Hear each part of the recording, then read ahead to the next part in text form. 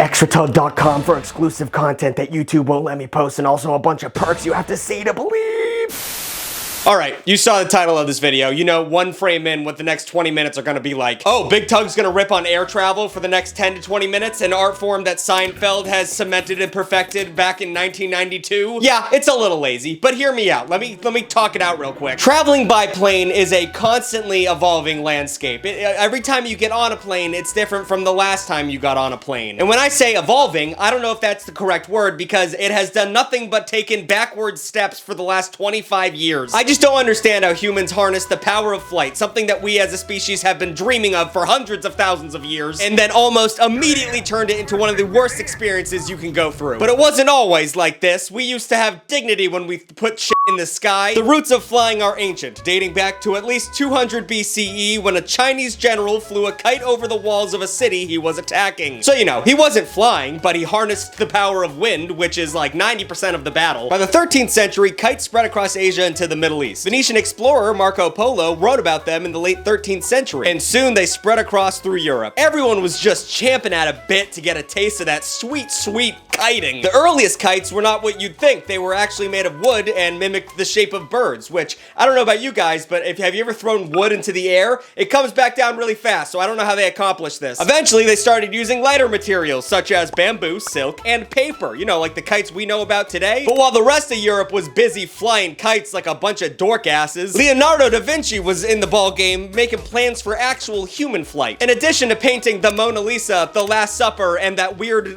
guy who's doing a cartwheel with his dick out, Leonardo da Vinci was obsessed with drawing flying machines. And when I say obsessed, I don't mean like in a cute way. Like he made 500 different drawings of flying machines. Further proof that autism isn't a new thing, it just wasn't diagnosed back then. Interestingly, every single one of his flying machines involved some kind of manpower. He wasn't like thinking about jet fuel. Like he had no other plans on making the things fly besides a guy in the middle doing this.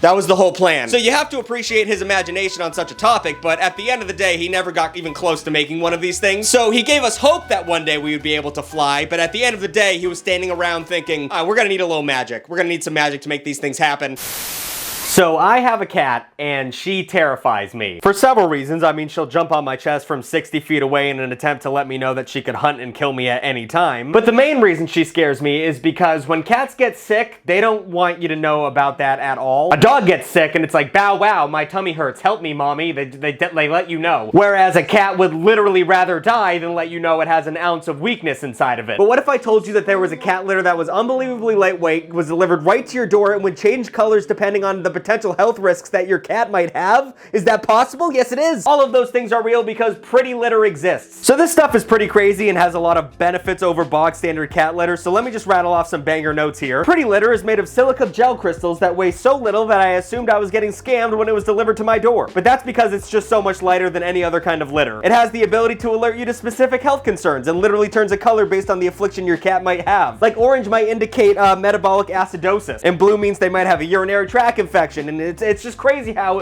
informative this stuff is. It's also 99% dust-free, has advanced odor control, and due to the crystal's nature, is an all-around lower maintenance litter. So if any of this interests you or your cat, head to the link in the description and save 20% on your first order and get a free cat toy with Big Tug 20. Once again, it's the link in the description and it's Big Tug 20. Use that code and you get a free, let me show you the toys. You like that, Abby? Go get it. Pretty Litter, making cat shit look good. And I'm assuming they won't let me say that in the ad read, but if I'm saying it right now, that means that they approved it and they're a cool company.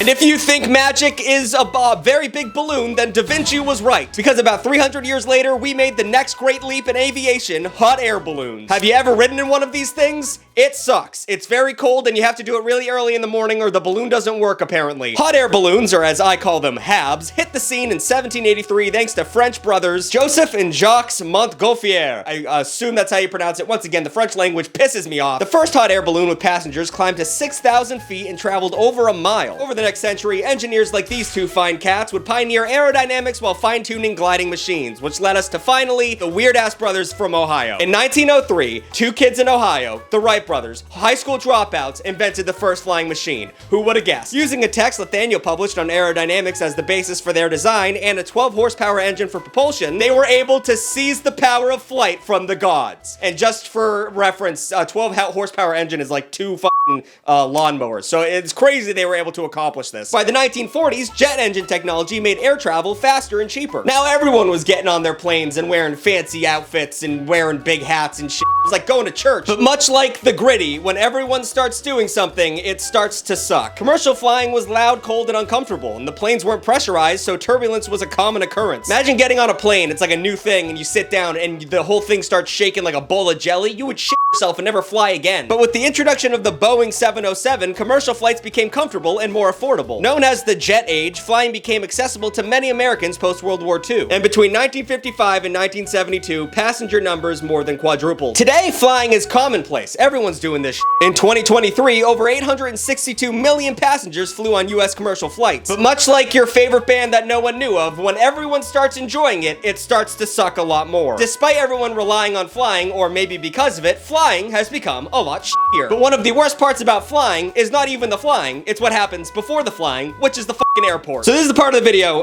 where I have a bunch of paper here, and it's all about bitching about flying. So if that's what you came for, get excited. If it's not, you can click off now. The airport is the poop appetizer for the entire dish that is traveling by plane. It's crazy that the airlines charge you so much to buy a ticket, because it seems like everything the airport is doing is trying to make you miss your flight. I mean, first of all, the airport's always wicked far away from wherever you are. No matter where you are, if you're in a big city, the airport is 90 miles that way. And I understand it has to be further away from a city so you can build, you know, long runways or whatever the f. But at one point, you're just being dicks. Like the Denver airport, the largest airport in America, is 26 miles away from Denver. Have you seen Denver? There's nothing going on there. It's like a little city. You just build it a little bit closer. So I've spent all of this time complaining about getting to the airport. What happens when you get there? Nothing good. So the first thing you do is you either Uber or someone gave you a ride, because God forbid you park at the airport and you spend $90,000. Then you get into the airport and you have to print out a ticket or do whatever, do something on a kiosk, and the kiosk never works. But okay, you got your ticket, you printed it out, you're all good, you're heading towards that plane, and then you have to go through TSA, and TSA has been a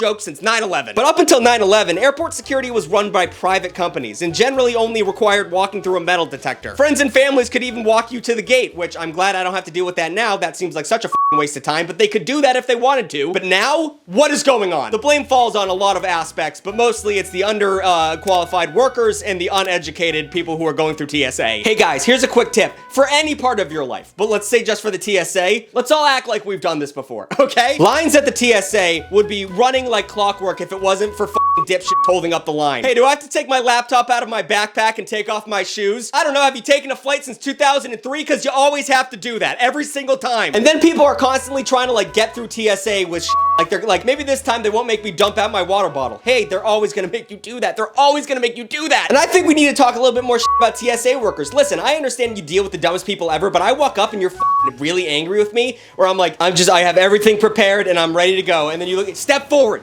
oh my, step forward. Don't be a asshole. I'd be nice to the good people and be mean to the mean people, so there's incentive. There's incentive to be not a dipshit. If you're mean to everyone, it doesn't matter. So okay, you made it through TSA, and you immediately are greeted by millions of companies trying to sell you for no reason. Just so many places trying to sell you the most overpriced bottles of water you could ever possibly imagine. Why are there, what books? What are these books they're peddling on us? Last time I was in there was a stand full of Diane Keaton's autobiography. Who's coming to the airport for that? And speaking of who's coming for that, let's talk about some of the regional flair that comes with airports. Every airport has a unique vibe to it that really sells you on the city you landed at or are leaving from. Some airports trying to remind you of the city themselves, like the Las Vegas airport has a bunch of slot machines everywhere, but I don't think that's less of decoration and more of just trying to get gambling addicts at every step of the way. The Seattle airport is still obsessed with the grunge mentality that was popular for 3 weeks. Apparently the record label that put out Nirvana's first record, Sub Pop, has their own store in the terminal. And you can buy vinyl records at the airport, which is cool but stupid at the same time. Then when you go to like, I don't know, like the O'Hare airport, they'll sell you a Chicago dog and you get some Garrett's popcorn because you're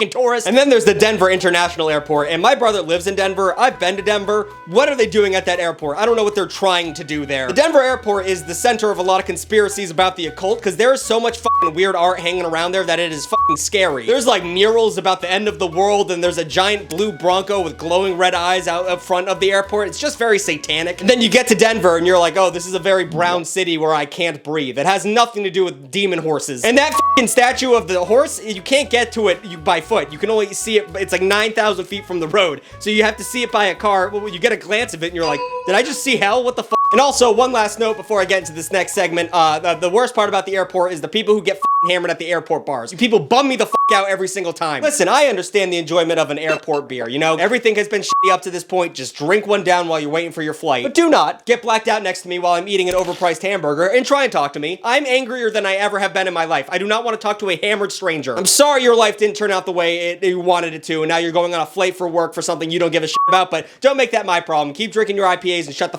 up. But now, it's time to board the plane. We have not figured out how to board a plane as Americans. It depends on what airline you're on, where they go board by group, and you're like, I'm in the A group. Well, joke's on you. The Key and Peele skit, there's 90 people joining before the A group. Or you're flying Southwest, and everyone is given a number. Have you flown Southwest? It is it's a gauntlet. Everyone's given a number, and then there's these signs that say, like, between 5 and 10, 10 and 15, whatever, and you have to, like, fit yourself into the spaces, and you have no clue if people are lying or not, so everyone is just silently ready to murder someone who just cut in front of them. Being boarded on a plane is a slow shuffle to a crucifixion. It is a nightmare. But okay, you get in your seat, you didn't pay good money for it, so you're all the way in the back near the toilets, but you've sat down, it is fine. And then you're sitting there for 40 minutes for some reason, and then the plane starts moving a little bit, and then the lady comes up there and they start doing the pre-safety demonstration. And that is the most awkward thing as someone who is a strong empath. Nothing hurts me more than the internal fight I'm having with myself of I'm trying not to make too much eye contact with this lady because I don't want her to know that I'm ignoring her, but also I need to pay attention a little bit so she doesn't feel like an asshole. But I mean, like, at the end of the day, if this plane's going down, the panic of the people around me is going to kill me before I can even help myself. So this demonstration's not worth it. And then if you're lucky and the plane doesn't shit itself and you have to wait for an engine to be changed, you go up in the air and within a millisecond, someone reclines back into you and knocks your teeth out. And then in compensation for that, they walk around and give you a little you snack, like a bag of pretzels or peanuts. And then the in-flight entertainment is something terrible, like Bad Boys 4 or some shit. And then you gotta pee or shit, and you keep cranking your neck down the aisle to see if someone is using the bathroom. And there is always someone in the bathroom. I don't know how people figure out the mathematical probability of always having someone in that bathroom, but I might as well shit myself. But listen, we are living in a society, and the society doesn't end once you get over 20,000 feet in the air, okay? So I've decided to come up with some guidelines, some personal big tug guidelines for flying in the sky so we can all realize how to make this shit work, okay? Rule number 1, do not talk to me. Never talk to anyone on a plane. I don't care if you're like a cute old man who's just looking for someone to talk to, or a chatty businessman who's trying to hit on a woman. No one wants to talk to anyone they don't know on a plane, or people they do know. I want to put in my earbuds and forget I exist for 4 hours. The only time you can talk to me is if I'm sitting in the aisle and you're sitting at the window, and then you tap me on the shoulder to say, hey, I gotta go shit. And I understand that took a lot of courage, so I'm gonna allow that. But I didn't panically download 4 episodes of My Brother and Me right before the flight so I could listen to you talk. We're not doing that. Number 2, there are rules for where you sit. There are rules for where you sit. This is not my own concept, but I feel it has to be retold to the people. Window seat gets the window and they're able to rest their head on the wall. Middle seat gets both middle armrests, and the aisle seat gets extra legroom to stick it out, and they have the ability to leave whenever they want. That's it. You don't get to take from other people. If I'm sitting in the window seat and I close that, that's for good reason. I don't care if your toddler wants to see what it looks like outside of a plane. If I open that thing, we're flying at 9 in the morning facing east. Like, I'm going to get the power of Apollo blowing my eyes out. If I'm in the middle and you're on the aisle or the window and you're putting elbows in my sides trying to get that armrest, I will literally fight you with my elbows. I will dig into your arm meat. And if I'm on the outside and you need to piss more than 2 times a flight, tough luck. I am not waking up because you have an overactive bladder. I'm sorry. You should have alerted the flight attendant. You probably get better seating. Rule number 3, keep your shoes on. What are we doing as a nation? This is not a Tarantino film, and you do not have Margot Robbie feet. No one wants to see that shit. First of all, if you take off your shoes, you're already a problem. But if you take off your shoes and then you put your dirty little piggies up and you put them on the armchair of the person in front of you, death penalty. You are murdered on the flight. Someone shoots you in the face. I understand that flights are long and you want to be comfortable, but if everyone did what you did, you'd probably think everyone else was a piece of shit. It's all about living how you want your neighbor to live. You know what I'm saying? Number 4, pretty big blanket rule. This is not about you. This flight, not about you, honey. I don't care if you're a bad flyer and you're having a panic attack. I've had 3 panic attacks on planes and I handle that shit. I don't care if the person next to you is chewing really loudly and you want to start a physical altercation because then they have to land the plane. And I don't care if you see an alien on the wing like that Twilight Zone thing. Keep it to your self. We need to get this plane to Houston. And also, every time I see one of those videos of someone like running up and down the aisles, or like a toddler or an adult, or like a group of Christians that are all coming back from a missionary and they all start praising God in the back, I will kill you. I will go to jail forever just to make you guys shut the fuck up. This is not a class field trip. We're not singing Wheels on the Bus. Whatever you're dealing with in your life, keep it to yourself, keep it down, and we'll get there whenever we get there, okay? Rule number 5, and this one's a little bit more anarchist and it goes against my ethos, but you are allowed to use the rich person bathroom, the first class bathroom. Tear off that curtain and go take a shit. There's gonna be a flight attendant trying to stop you, but if you look panicked enough, they will let you take a dump in that bathroom. You're telling me the only thing stopping us from class warfare is a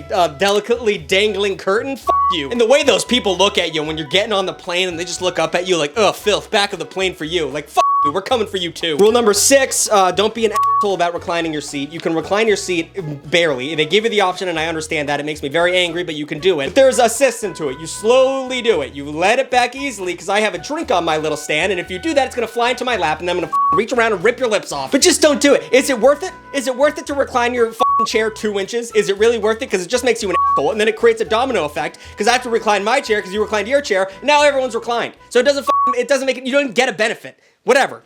Don't recline your chair. And last but not least, and definitely not least because this is my biggest pet peeve, there is an order to get off the plane. If the plane lands and the thing goes boom boom and everyone unclicks their seatbelt and you run up to the front of the plane, who the are you? Do you understand how insane that is? I can smell them. I can smell the assholes coming from the back of the plane to get to the front before anyone else can because they just brought a bag and that makes them special. Getting off a plane sucks, and you and I didn't pay for first class. But you know what I did? I checked in the moment they let me, and you didn't. You took your time, so you have to wait. Sorry. And it's always an old person. It's never a young, it's always a 55-year-old bitch, piece of shit dude who just thinks he's because he served in whatever, Desert Storm. Whatever, that wasn't a good analogy, but you know what I'm saying. All right, I think that's enough.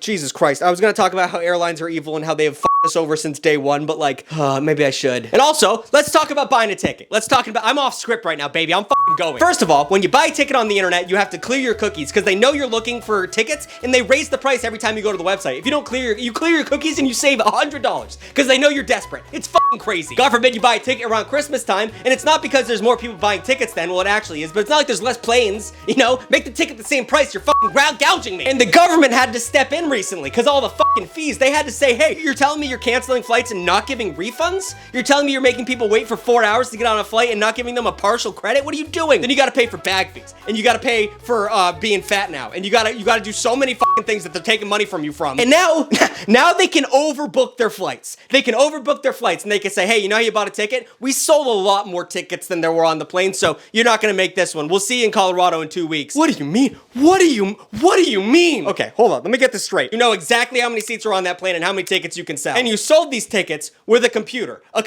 that can compute numbers, right? I'm not a mathematician, right? But if I had a computer selling tickets, somehow, some way, I would code it out where there would be a countdown to when there was no more tickets. You didn't figure that, you didn't think about that step? But the thing is, they do think about that step. They do think about all of that shit. They just don't care. They could screw you out of money because they know you have no other option. And mostly that's because this country is so goddamn big that the only way to even get close to traveling across the country is using a plane. But Jesus Christ, it has all just fallen to shit. It is so bad. I don't know. I think that's the end of the video. I just need to talk about these things, dude. The holidays have gotten me ripe. Like, comment, and subscribe. Thank you for clicking that bell. Do people still do that? New videos every Saturday and Wednesday. And shout out to the Extra Tuglets for keeping me alive during this holiday season. They went to the website Extra Tug and they paid for extra videos every week, and they also, you know, they help me out with a bunch of extra bonuses, and it's really nice, and they get a lot of things for it. It's really fantastic, and there's about 1,000 of them. So, you know, you're the one who's not doing it, actually. So you're the weird one. You should probably go there right now. All right, I'm gonna go sleep.